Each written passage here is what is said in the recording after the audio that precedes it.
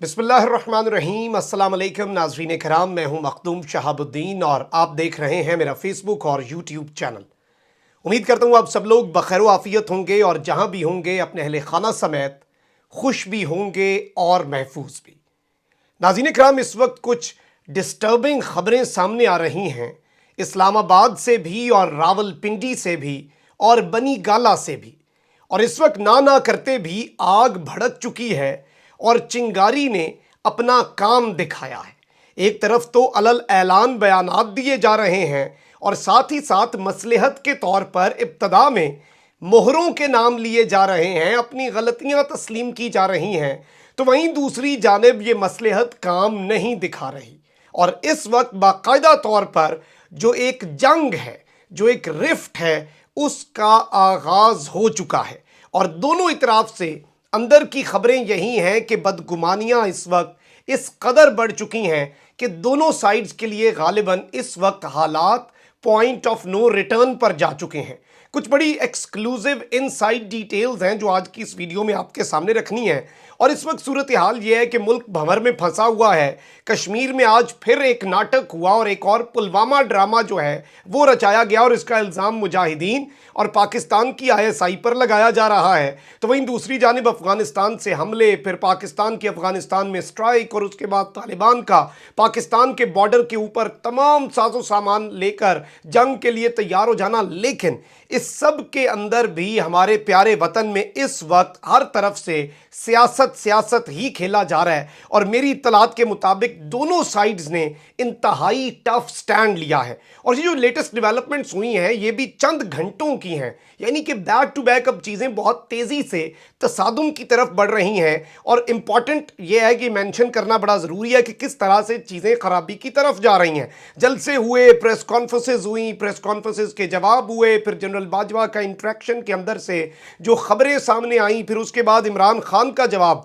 तो इस वक्त दोनों तरफ से जो कुछ भी हो रहा है वो बड़े सोच समझ कर हो रहा है, बड़े कैलकुलेटेड मूव्स हैं। और जो स्टेटमेंट्स पब्लिक की जा रही हैं या फिर सहाफ़ियों से मिलकर या वेटरन से मिलकर, वो ऑन पर्पस एक पूरे सिनेरियो को बिल्डअप करने के लिए बड़ी इंपॉर्टेंट है।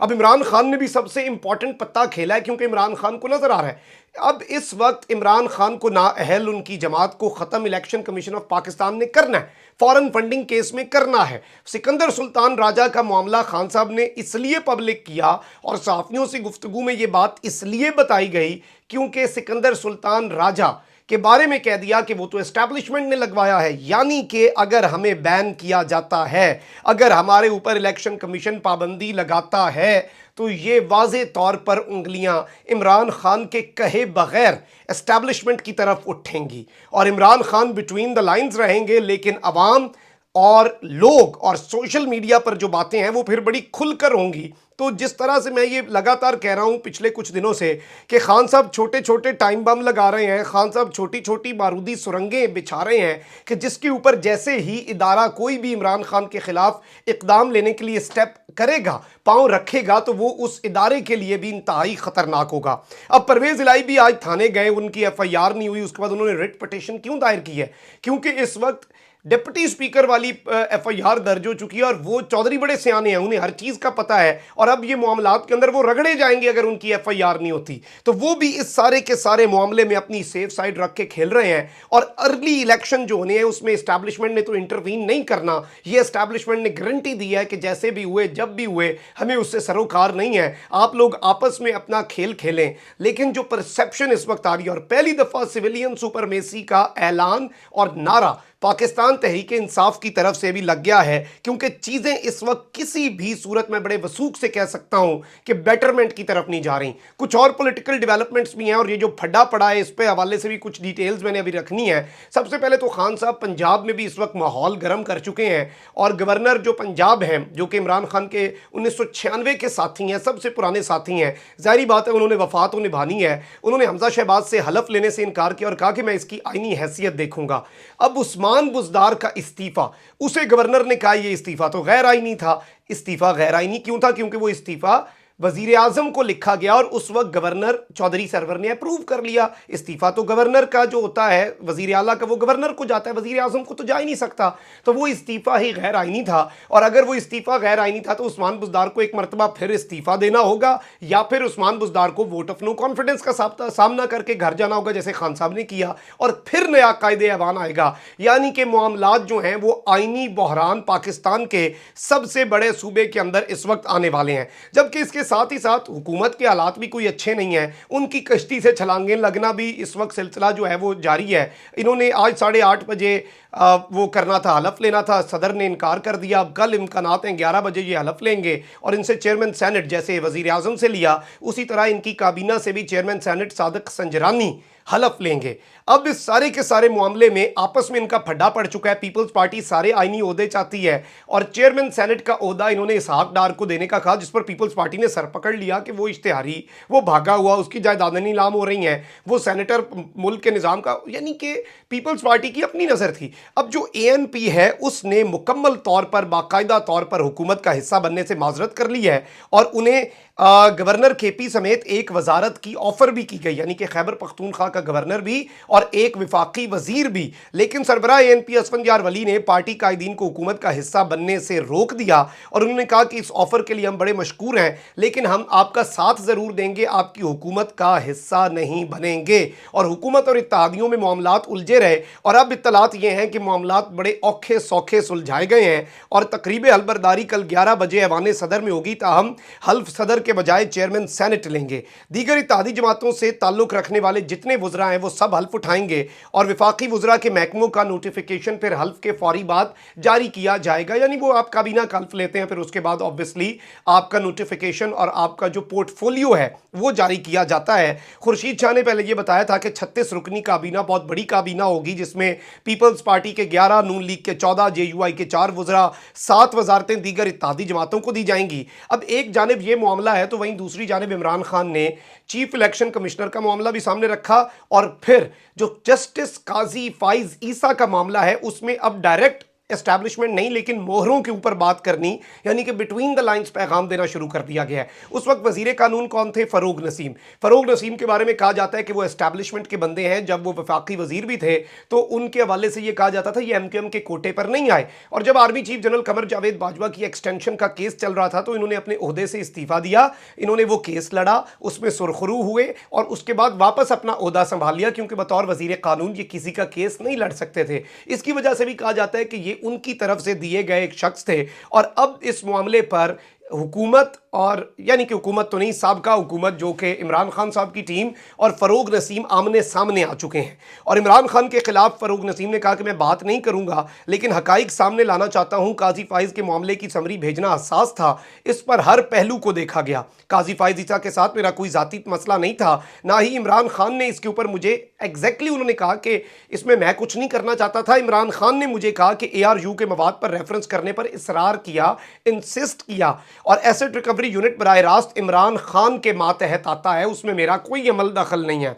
अब साबिक वजीर कानून के बयान पर फवाद चौधरी ने ट्विटर पर रद्द अमल दिया और कहा कि बतौर लॉ मिनिस्टर आपको जिम्मेदारी लेनी चाहिए। हकीकत यह है कि तमाम मामला आपने खड़ा किया। मैंने काबीना में कहा कि जजेस के खिलाफ रेफरेंस भेजना हुकूमत का काम नहीं है। फवाद चौधरी के बयान पर सख्त रद्द अमल देते हुए फिर फ़ारूक नसीम ने जवाब दिया और कहा कि फवाद चौधरी की बातें बकवास हैं। फवाद चौधरी कह रहे हैं कि वज़ीर आज़म को खुद कोई जिम्मेदारी नहीं लेनी चाहिए। जस्टिस काजी फाइज ईसा से मुतल्लिक रेफरेंस काबीना से नहीं गया। फवाद चौधरी काबीना इजलास के मिनट्स दिखाएं, यानी कि ये इस वक्त वो बात कर रहे हैं। जबकि सारी की सारी सूरत हाल के अंदर मेरी इत्तलात ये भी हैं कि खान साहब ने जस्टिस काजी फाइज ईसा को पैगाम भी भिजवा दिया है कि मेरा आपके साथ कोई ज़ाती फड्डा नहीं है, और मेरी अदलिया के साथ जो सूरत हाल है वो इसलिए की जा रही है और वो ऑन पर्पस करवाया गया, इसमें किसी और का मकसद था। यानी कि इनडायरेक्टली ये एक्यूजेशन भी और इसकी उंगलियां भी पाकिस्तान की मिलिट्री एस्टैब्लिशमेंट की तरफ ही उठेंगी, और फ़ारूक नसीम जिन्हें एक मोहरा कहा जा रहा है एस्टैब्लिशमेंट का, उन पर उंगली उठने का मतलब है कि ये उनके फ्रंट मैन थे इस पूरे के पूरे मामले में।